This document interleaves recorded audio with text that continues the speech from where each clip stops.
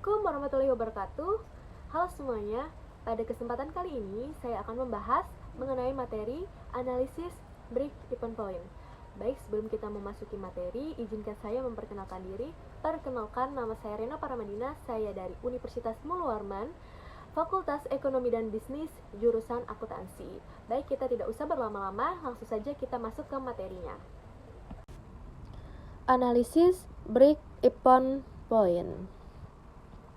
Jadi pengertian dari analisis break-even point itu adalah suatu keadaan di mana dalam operasi perusahaan tidak memperoleh laba dan juga tidak menderita rugi. Baik, selanjutnya itu ada tujuan dan fungsi break-even point. Tujuan BEP yaitu menganalisis proyeksi sejauh mana banyaknya jumlah unit yang diproduksi atau sebanyak apa uang yang harus diterima untuk mendapatkan titik impas atau kembali modal. Fungsi BEP yang pertama itu ada dapat mengetahui jumlah penjualan minimum yang harus dipertahankan agar perusahaan tidak mengalami kerugian. Yang kedua, dapat menentukan jumlah penjualan yang harus dicapai untuk memperoleh laba yang telah direncanakan. Yang ketiga, dapat menentukan jumlah penjualan yang harus dicapai untuk memperoleh keuntungan tertentu. Dan yang keempat, menganalisis perubahan harga jual, harga pokok, dan besarnya hasil penjualan atau tingkat produksi. Sehingga analisis terhadap BEP merupakan suatu alat perencanaan, penjualan, dan sekaligus perencanaan tingkat produksi agar perusahaan secara minimal tidak mengalami kerugian. Selanjutnya, karena harus memperoleh keuntungan, berarti perusahaan harus berproduksi di atas break-even point. Baik, selanjutnya ada manfaat break-even point. Yang pertama itu sebagai alat perencanaan untuk menghasilkan laba. Kedua, memberikan informasi mengenai berbagai tingkat volume penjualan serta hubungannya dengan kemungkinan memperoleh laba menurut tingkat penjualan yang bersangkutan. Yang ketiga, mengevaluasi laba dari perusahaan secara keseluruhan. Dan keempat, mengganti sistem laporan yang tebal dengan grafik yang mudah dibaca dan dimengerti. Baik, selanjutnya ada kelemahan break-even point. Nah, kelemahan break-even point itu yang pertama itu membutuhkan banyak asumsi, yang kedua bersifat statistis, yang ketiga tidak digunakan untuk mengambil keputusan akhir, yang keempat tidak menyediakan pengujian aliran kas yang baik, yang kelima kurang mempertimbangkan resiko-risiko dalam masa penjualan. Baik, selanjutnya yaitu ada metode perhitungan break-even point. Yang pertama itu ada metode persamaan. Jadi metode persamaan adalah metode yang berdasarkan pada pendekatan laporan laba rugi dengan persamaan dasar sebagai berikut. Penghasilan total sama dengan biaya total. Penghasilan total sama dengan biaya variabel ditambah biaya tetap. Persamaan tersebut dapat kita uraikan dalam rumus berikut. P dikali X sama dengan A ditambah B dikali X. Keterangannya, P itu harga jual per unit produk, X itu unit produk yang dijual atau yang diproduksi, A itu total biaya tetap, B itu biaya variabel setiap unit produk. Nah, dari persamaan di samping kita dapat menguraikan menjadi rumus break-even point sebagai berikut. Yang pertama itu break-even point dalam satuan uang penjualan. Itu rumusnya sama dengan total biaya tetap per 1 dikurang biaya variabel setiap unit produk dikali unit produk yang dijual atau yang diproduksi dibagi harga jual per unit produk dikali unit produk yang dijual atau diproduksi. Sedangkan break-even point dalam unit produk rumusnya sama dengan total biaya tetap dibagi harga jual per unit produk dikurang biaya variabel setiap unit produk. Itu rumus dari metode persamaan. Baik, selanjutnya itu ada metode konstribusi unit. Menurut Shimamura, metode konstribusi unit merupakan variase metode persamaan. Setiap unit atau satuan produk yang terjual akan menghasilkan jumlah margin kontribusi tertentu yang akan menutup biaya tetap.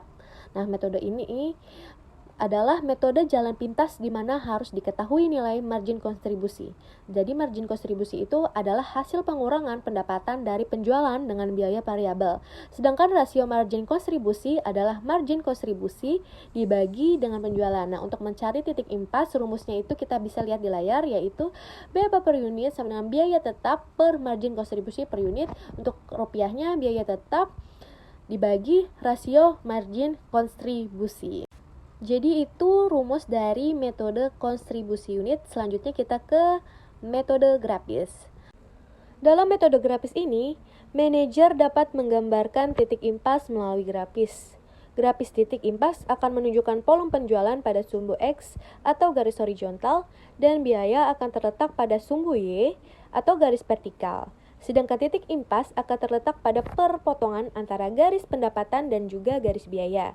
Garis sebelah kiri, garis impas menunjukkan sisi kerugian. Sebaliknya, di sisi kanan itu menunjukkan sisi laba usaha. Dengan menggunakan metode grafis, manajer dapat menghindari metode matematis pada waktu tingkat penjualan yang berbeda tengah dipertimbangkan. Metode grafis akan membantu manajer dalam mengevaluasi akibat perusahaan volume tahun lalu dan dapat memproyeksikan volume penjualan pada tahun yang akan datang. Selanjutnya itu kita mengaplikasikan perhitungan break-even point. Berikut adalah contoh ilustrasinya. PT Sumber Rejeki memiliki data biaya dan rencana produksi seperti berikut ini. Yang pertama, biaya tetap sebulan adalah sebesar 140 juta, yaitu terdiri dari biaya gaji pegawai plus pemilik sebesar 75 juta, biaya penyusutan mobil kijang 1.500.000, biaya asuransi kesehatan 15 juta, biaya sewa gedung kantor 18.500.000, biaya sewa pabrik 30 juta. Selanjutnya itu ada biaya variabel per unit yang sebesar 75.000 yang terdiri dari biaya bahan baku, biaya tenaga kerja langsung, biaya lain. Yang ketiga itu ada harga jual per unit sebesar 95.000 dan keempat ada kapasitas produksi penuh yaitu 15.000 per unit. Baik, selanjutnya kita akan menghitung ilustrasi tersebut. Dari data PT Sumber Rejeki kita dapat menghitung break-even point-nya itu sebagai berikut. Yang pertama itu kita menggunakan metode persamaan. Ya, rumusnya kita dapat lihat di awal tadi. A itu biaya tetap per 1 dikurang biaya variabel per unit dikali kapasitas produksi penuh dibagi harga jual per unit dikali kapasitas produksi penuh. Jadi kita masukkan angka dari ilustrasi tersebut. 140 juta itu adalah biaya tetap, 75.000 itu biaya variabel per unit, dan 15.000 itu kapasitas produksi penuh.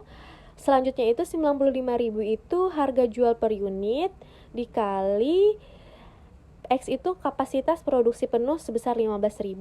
Selanjutnya kita akan menghitung dan kita akan mendapatkan hasil sebesar 665 juta. Selanjutnya masih di metode persamaan, tetapi di sini kita menghitung per unitnya. Jadi rumusnya itu biaya tetap dibagi harga jual per unit dikurang biaya variabel per unit.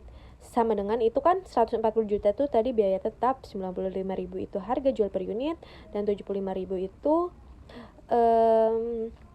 biaya variabel per unit. Jadi itu totalnya sebesar 7.000 unit. Baik, selanjutnya kita akan menggunakan metode konstribusi unit. Yang pertama kita akan menghitung jumlah unitnya dengan rumus biaya tetap dibagi margin kontribusi per unit sama dengan biaya tetap dibagi penjualan dikurang biaya variabel. Hasilnya 140 juta. 140 juta itu biaya tetap dibagi 95.000 penjualan dikurang biaya variabel 75.000 sama dengan 7.000 unit. Jadi hasilnya sama dengan perhitungan menggunakan metode persamaan. Selanjutnya kita menghitung dalam bentuk rupiah dengan rumus biaya tetap dibagi rasio margin kontribusi sama dengan biaya tetap dibagi margin kontribusi dibagi penjualan, angkanya 140 juta dibagi 20.000 dibagi 95.000 dan hasilnya 665 juta. Selanjutnya ada metode grafis. Dalam menentukan titik break-even point, menggunakan metode grafis dapat dilakukan dengan beberapa langkah, yaitu yang pertama itu tentukan sumbu X dan sumbu Y. Jadi sumbu X itu adalah harga dan sumbu Y itu produksi. Selanjutnya itu gambarkan garis biaya tetap, dan yang C itu gambar garis biaya variabel yang diawali pada posisi biaya tetap. D. Gambarkan garis penjualan yang dimulai dari titik 0. Yang E. Perpotongan antara garis biaya variabel dengan garis penjualan adalah titik break-even point. Nah, dalam kasus ini terdapat data-data sebagai berikut. Biaya tetap sebesar 140 juta, biaya variabel per unit 75.000, harga jual per unit 95.000, dan kapasitas penuh 15.000 per unit.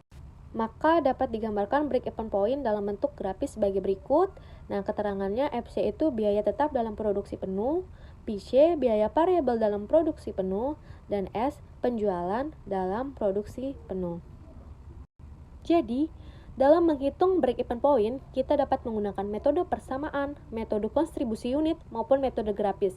Apapun metode yang kita gunakan, pasti hasilnya bakalan sama. Kita bisa lihat dari contoh kasus itu, kita sudah membuktikan dari ketiga metode yang kita gunakan itu menghasilkan break-even point sebesar 665 juta dan unitnya sebesar 7.000 unit. Dari hasil hitungan break-even point, peta sumber rejeki tersebut menunjukkan bahwa apabila perusahaan mau mendapatkan keuntungan, maka harus memproduksi atau menjual barang dalam jumlah di atas 7.000 unit. Jadi kalau kurang dari 7.000 unit itu, perusahaan akan mendapatkan kerugian. Nah, sampai batas kapasitas penuh yaitu 15.000 unit. Apabila perusahaan memproduksi atau menjual produk di bawah jumlah 7.000 unit, dipastikan perusahaan mendapatkan kerugian. Jadi kita tuh harus menjual produksi 7.000 untuk mendapatkan keuntungan dengan kapasitas penuh yaitu 15.000 per unit. Apabila kita menjual kurang dari 7.000, kita akan mengalami kerugian. Baik, usai sudah materi yang saya bisa sampaikan. Kurang lebihnya mohon dimaafkan. Wassalamualaikum warahmatullahi wabarakatuh. Bye-bye.